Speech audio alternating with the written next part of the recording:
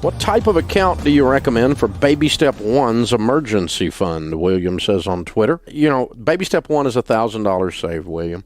It really doesn't matter what kind of account you put it in. It's not going to make any money.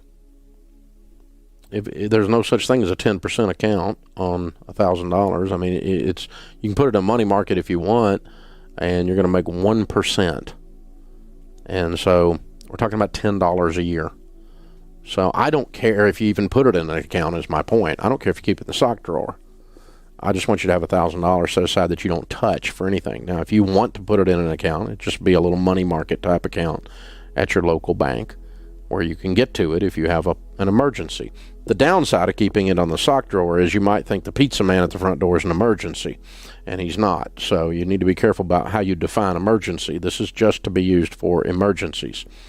One lady took hers and put it into a frame. She bought a cheap frame down at Walmart and wrote across the bottom of the frame, in case of emergency, break glass. And then hung the $1,000 behind her coats in her closets. It's because, I mean, you're not going to make any money on it, William. I mean, it's there just to be used only for emergencies. Only for emergencies. That's all it's for. And, your little $1,000 account, hopefully. Now, when you grow the account up in Baby Step 3 to a full 3 to 6 months of expenses, then I'm going to keep it in a money market account. Even at that point, you're not making any money. Let's say you've got $15,000 in there at 1%. It's $150. I mean, it's no money at all. You're not making any money on this account. So the emergency fund is not about making money. It's insurance to keep you from cashing out or going into debt, cashing out stuff you shouldn't have to cash out. And so insurance doesn't make you money. Insurance costs you money to protect things that make you money. And that's the best way to look at your emergency fund. It's not an investment. It's insurance. And that helps you if you do it that way. So when I finally got $1,000 and then I finally got $10,000 and it was all I had, I was all concerned that it needed to work really hard. And I started realizing that it's not going to work hard when it's in an emergency fund. And so then I wanted to start investing my emergency fund. Well, that's a dumb idea because by definition, an emergency fund needs to be easy to access, what we financial people call liquid. And so you have to set that aside. You just set that money aside and say, it's not the money that's going to make me money. It's the money that's going to protect the stuff that makes me money.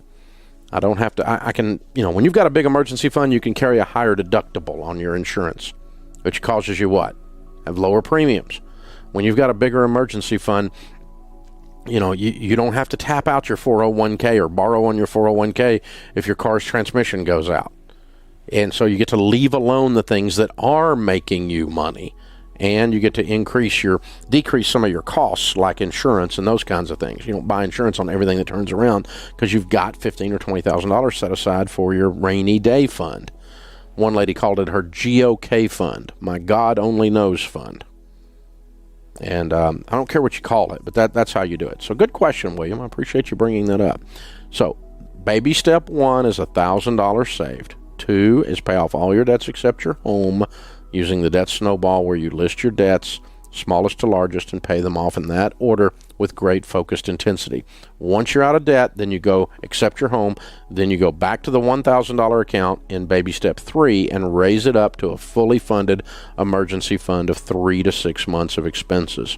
You need to run like your hair's on fire until you get those 3 steps done. You need to be in a panic until you get those 3 steps done. Because if you have $15,000 or $10,000 or whatever 3 to 6 months of expenses in your life represents in cash in the bank, and you don't have any payments but a house payment, just think about your life right now. How would that feel? No payments but a house payment, and $15,000 or $20,000 or $10,000 laying there. You're not even there yet, and you just started breathing better. Just thinking about it. You took a deep breath and a sigh